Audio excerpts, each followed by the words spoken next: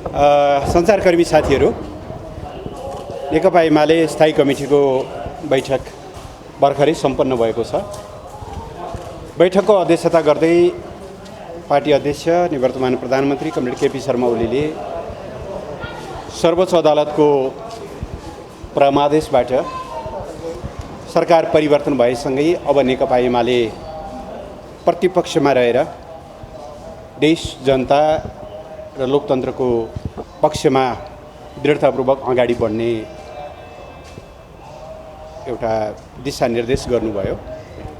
बैठकमा हामीले राष्ट्रिय राजनीतिका र पार्टीको आन्तरिक जीवनका विभिन्न पक्षहरूको बारेमा छलफल गऱ्यौँ र छलफलबाट हामीले चारवटा महत्त्वपूर्ण प्रस्तावहरू निर्णयहरू पारित गरेका छौँ। यो म यहाँहरूलाई पढेर सुनाउँछु। पहिलो, सर्वोच्च अदालतको फैसला सम्बन्धमा पार्टी दृष्टिकोण छ। 2078 असार 28 गते सर्वोच्च अदालतको संवैधानिक इजलासबाट प्रतिनिधि सभा विघटन सम्बन्धी मुद्दामा गरिएको फैसलाले नेपालको संविधानको अक्षर र भावना, हामीले अवलम्बन गरेको बहुलवादमा आधारित बहुदलीय प्रतिस्पर्धात्मक सङ्घीय लोकतान्त्रिक गणतन्त्रात्मक संसदीय शासन प्रणाली, शक्ति पृथकीकरण एवं नियन्त्रण र सन्तुलनको सिद्धान्त तथा सार्वभौम सत्ता र राजकीय सत्ता नेपाली जनतामा निहित रहेको संविधानको आधारभूत प्रस्तावनालाई अतिक्रमण गर्दै तिनलाई कमजोर तुल्याएको निष्कर्ष हामीले निकालेका छौँ। मुलुकको सार्वभौम सत्ता र राजकीय सत्तामा जनतामा निहित रहनु लोकतन्त्रको सर्वाधिक महत्त्वपूर्ण पक्ष हो। जनतामा निहित सार्वभौम सत्ता र राजकीय सत्ता अभिव्यक्त हुने सबैभन्दा महत्त्वपूर्ण माध्यम भनेकै आवधिक निर्वाचन मार्फत जनताका प्रतिनिधिहरू चयन हुनु र उनीहरू मार्फत मुलुकको शासन व्यवस्था सञ्चालित हुनु हो।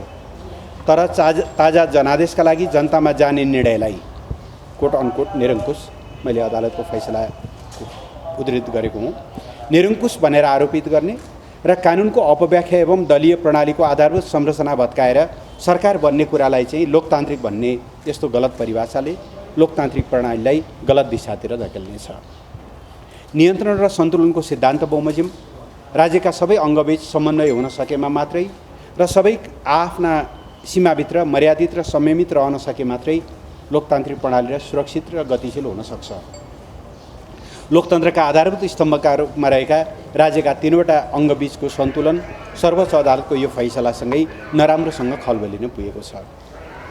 8 दशकभन्दा लामो समयदेखि सञ्चालित नेपालको लोकतान्त्रिक आन्दोलनको एउटा प्रमुख माग पार्टी स्वतन्त्रता र बहुदलीय पद्धतिको स्थापना थियो।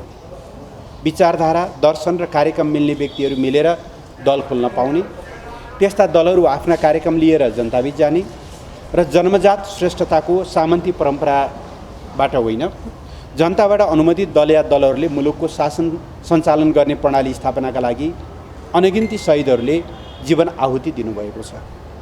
निर्वाचनमा दलले व्यक्तिलाई उम्मेदवारको रूपमा मनोनयन गर्छ। जनताले दलका उद्देश्य, घोषणापत्र र काम हेरेर आफ्नो अभिमत प्रकट गर्छन्।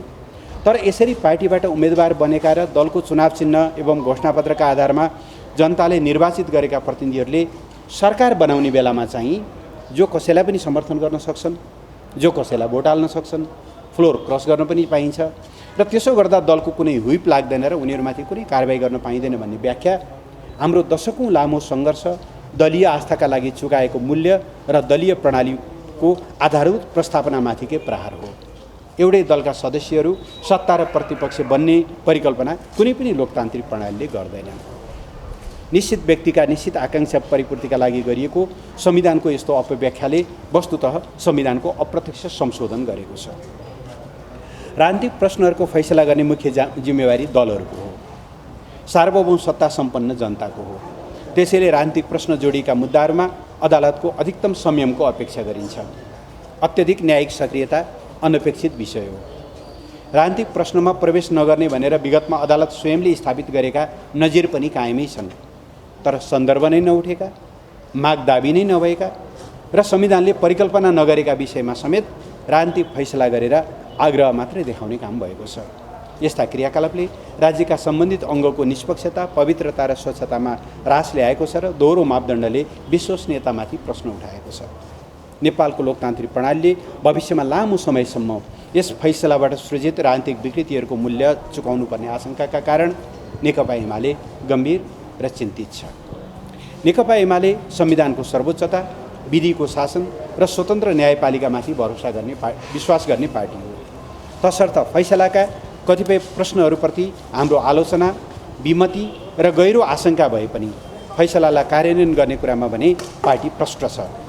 त्यसै अनुसार नै फैसला कार्यान्वयन भइसकेको तथ्य पनि सबैका सामु छ। फैसलाका विभिन्न पक्षलाई लिएर पार्टीले जनतामाझ आफ्ना दृष्टिकोण, मान्यता र अवधारणाका बारेमा बहस सञ्चालन गर्नेछ। यो पहिलो प्रस्ताव अलि लामो छ। दोस्रो, नेकपा एमालेमा विद्यमान समस्या समाधान सम्बन्धी हाम्रा प्रयासका बारेमा। विगत लामो समयदेखि पार्टीभित्र उत्पन्न समस्या समाधान गर्न स्पिचमा हामीले लामो, अथक एवं अधिकतम लचकताका साथ प्रयास गरेका छौँ। यसका लागि औपचारिक र अनौपचारिक भेटघाट, छलफल तथा समस्या समाधानका लागि अनेकौँ पहलहरू भएका छन्। कार्यदल गठन गरेर समाधान खोज्ने प्रयास भएका छन्। यसका लागि साथीहरूको आग्रहमा पटक पटक बैठक समेत स्थगन गरिएका छन्। पार्टीको तर्फबाट समस्या समाधानका लागि भएका यी प्रयासहरूलाई समेत स्मरण गर्दै पार्टीमा विद्यमान समस्या समाधान सम्बन्धमा सुझाव दिन गठित कार्यदलले तयार गरी बैठक समस्या प्रस्तुत गरेको प्रस्तावलाई ग्रहण र अनुमोदन गर्ने निर्णय गरिएको छ। दोस्रो, प्रस्तावलाई सृजनात्मक र रचनात्मक ढङ्गले कार्यान्वयन गर्ने निर्णय गरिएको छ। र तेस्रो, कार्यदलले आफ्नो जिम्मेवारी पुरा गरेकोमा कार्यदलमा रहनुभएका कमरेडलाई धन्यवाद दिने र कार्यदल विघटन गर्ने निर्णय गरिएको छ। तेस्रो प्रस्ताव छ नेकपा एमाले नेतृत्वको सरकारलाई धन्यवाद ज्ञापन सम्बन्धमा। 2074 साल फागुन 3 गते पार्टी अध्यक्ष कमरेड केपी शर्मा ओलीको नेतृत्वमा गठित सरकारले करिब 41 महिना पुरा गरेर सर्वोच्च अदालतको परामर्शबाट यही 2078 असार 29 गतेबाट बिदा भएको छ।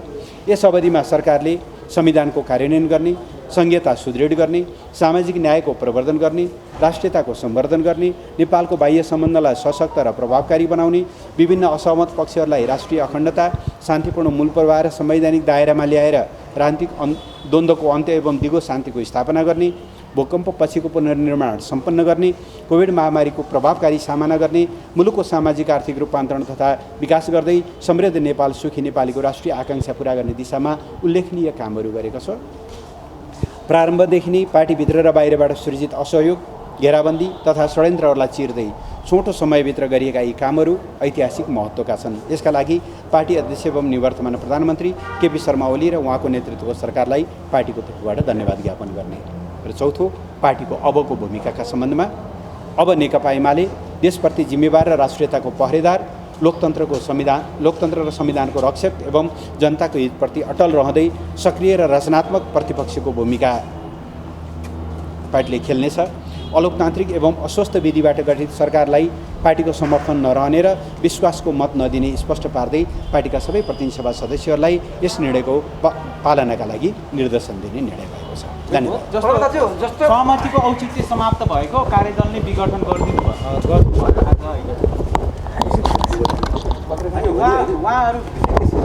पत्रकार नै हो नि। एकैछिन मेरो कुरा सुन्नु न पहिले।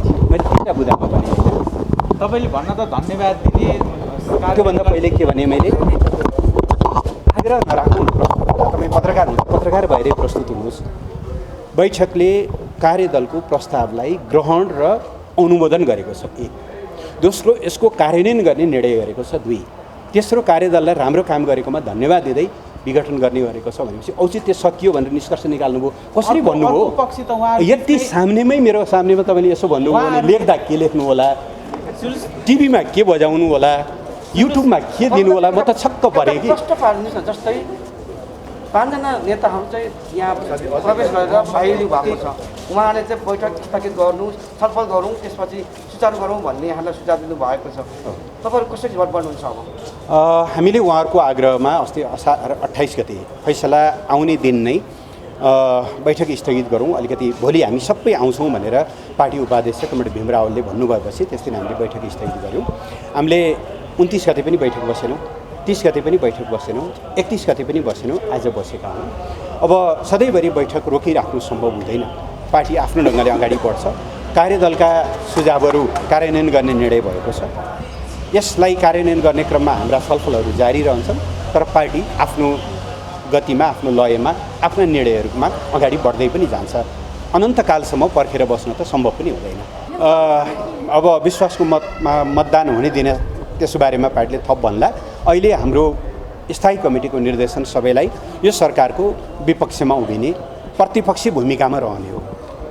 अब पक्षमा उभिन कोही साथीहरू चाहनुहुन्छ भने अब सर्वोच्च अदालतले त्यो ढोका खोलिदिएको छ कारबाही गर्न पाइँदैन भनेर होइन, त्यो उहाँहरूले गर्नु होला। हामी प्रतिपक्ष हौँ, हामी प्रतिपक्षमा रहन्छौँ। प्रतिपक्षले के गर्नुपर्छ भन्ने बारेमा त यहाँहरूलाई मैले केही बताइरहनुपर्छ जस्तो लाग्दैन, जाँदैन। मैले भने नि त अनुमोदन गऱ्यौँ, ग्रहण गऱ्यौँ, कार्यान्वयन गर्छौँ।